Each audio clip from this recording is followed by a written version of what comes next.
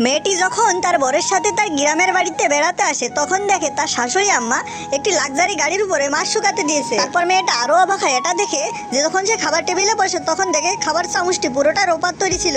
মেয়েটা যখন খাবারের দিকে তাকায় তখন সে আরো অবাক হয়ে যায়, সেখানে অনেক দামি দামি খাবার ছিল। তারপর মেয়েটি একটি বড় মাছের টুকরা খায়, খাওয়ার পরে সে বুঝতে পারে এটা বড় একটা রেস্টুরেন্টের খাবারের থেকেও অনেক সুস্বাদু লাগছে। তারপর মেয়েটা বুঝতে পারে তার শ্বশুরবাড়ির গ্রামের লোকজন কোনো সাধারণ পরিবার না, তারা অনেক ধনী পরিবার। আসলে মেয়েটির অন্য একটা ফ্যামিলিতে বের হয়েছিল, কিন্তু তারপর মেয়েটিকে ওই বাড়ি থেকে বের করে দেয়। তারপর মেয়েটি একটি ডেলিভারি ম্যানের কাজে যোগ দেয়।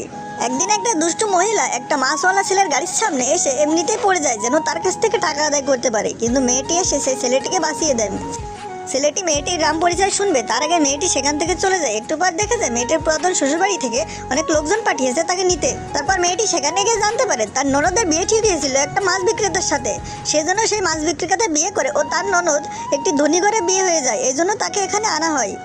তারপর বিয়ের দিন তার ননদের বাড়ি থেকে অনেক বড় বড় গাড়ি আসে তার বিয়ের জন্য, কিন্তু মেয়েটির জন্য আসে মাছওয়ালার বাড়ি থেকে মাত্র একটি গাড়ি। এটা দেখে সবাই হাসতে থাকে। তার ননদ তার উপর মজা করে বলে সে যে গাড়িতে যাবে সেই গাড়ি থেকেও মাছের গন্ধ আসবে, কিন্তু মেয়েটি অনেক ভালো ছিল, সে চুপচাপ সেই গাড়ি থেকে উঠে যায়। মেয়েটি যখনই গাড়ি থেকে নামে তখন একটি মুরগি উড়ে এসে তার মাথার উপর পড়তে যায়। মেয়েটি তখন একটু পিছাইয়ে যায় ও তার পা পিছতে যায়, এরপর পা পিছলে সে মুরগির পটির উপর পড়ে। তারপর মেয়েটির শাশুড়ি ভিতর থেকে বাইরে আসে এবং মেয়েটিকে হাত ধরে নিয়ে ভিতরে যায় এবং খাবার টেবিলে বসায়। তারপর মেয়েটি দেখে খাবার টেবিলে রূপার চামচ, তখন সে ভাবে গ্রামের মানুষরা এত দামি চামচ দিয়ে খাবার খায়। তারপর মেয়েটি আরো অবাক হয় টেবিলের উপর দামি দামি খাবার দেখে, এবং মেয়েটির শাশুড়ি তখন বলে এগুলো আমাদের জন্য অনেক সাধারণ খাবার। মেয়েটা যখনই এই কথাগুলো ভাবছিল তখন বাইরে থেকে তার হাজব্যান্ড চলে আসে এবং মেয়েটি তাকে দেখে চিনতে পারে, কারণ কিছুদিন আগে সেই ছেলেটিকে বাঁচিয়েছিল। তারপর ছেলেটির মা ছেলেটির কানে ধরিয়ে মনে করিয়ে দেয় তার স্ত্রীকে কিছু গিফট দেওয়াচ্ছিল, তখন সে তার পকেট থেকে একটি গিফট বের করে।